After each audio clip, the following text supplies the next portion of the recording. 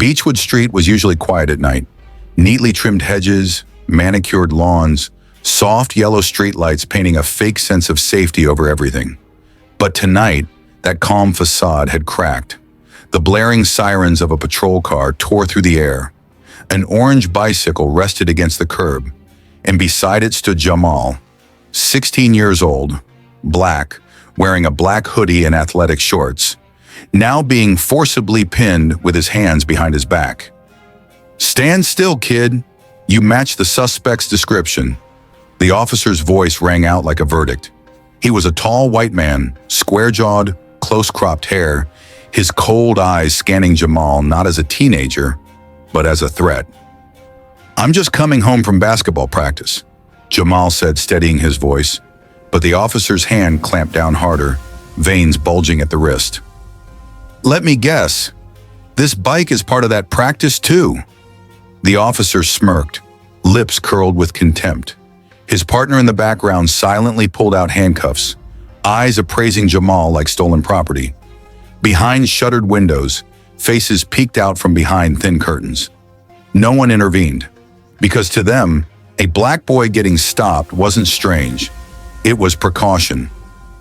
"My father is with the Special Forces," Jamal repeated. But what he got back was a dry, cutting laugh. "Oh, of course. Let me guess again. He's got a Medal of Honor too? Come on, kid. Just because you've seen it on TV doesn't mean you're living it." Jamal could feel it. Their gaze wasn't just suspicion. It was a systematic contempt, centuries old, passed down like unwanted inheritance. The officer leaned closer, his breath foul with coffee and stale cigarettes. "In this neighborhood, a black kid on a mountain bike at night raises questions. And I don't care if you're coming from practice or a robbery." As the cuffs clicked closer to Jamal's wrists, a sharp screech of tires broke the tension. A black SUV skidded to a stop inches behind the patrol car. From the SUV, a man stepped out. No flashy uniform, no shouting, just a quiet authority wrapped in a tactical jacket and a cap pulled low. He didn't need to raise his voice. His presence alone silenced the street. "Sir, please stay out of police business," the officer said, though his voice had already softened. The man looked around calmly. Then he spoke, and even the wind seemed to pause.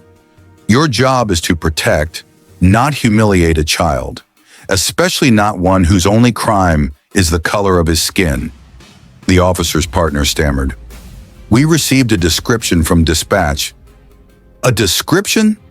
Every black boy in a hoodie fits your description? How many of these stops are just fishing expeditions?" He took another step forward. His tone never rose, but it was as sharp as a blade. "Tell me, what do you see when you look at my son? A thief? A threat? Or just someone too dark for your suburb?" He lifted a silver badge into the light.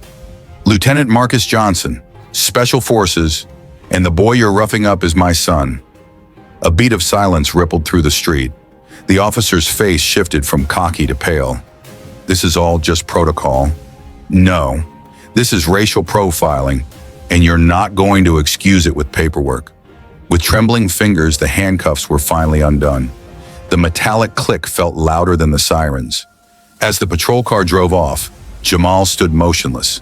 His father placed a firm hand on his back, a silent anchor. "You okay? Why is it always like this, Dad?" The question cracked open something deeper than anger. Marcus didn't answer right away. He stared into his son's eyes and saw himself at 17, shoved to the ground in a neighborhood just like this one. Because prejudice is hereditary, Jamal. But you don't have to cure it by shrinking yourself. Just remember, dignity is something you defend, not something they grant. They walked down the long road home, their shadows stretching under the amber light, blending into the dark. But this time, Jamal walked taller, because he had learned. Silence in the face of injustice is complicity. And tonight, he learned how to stand, even when the world tried to break him for daring to exist.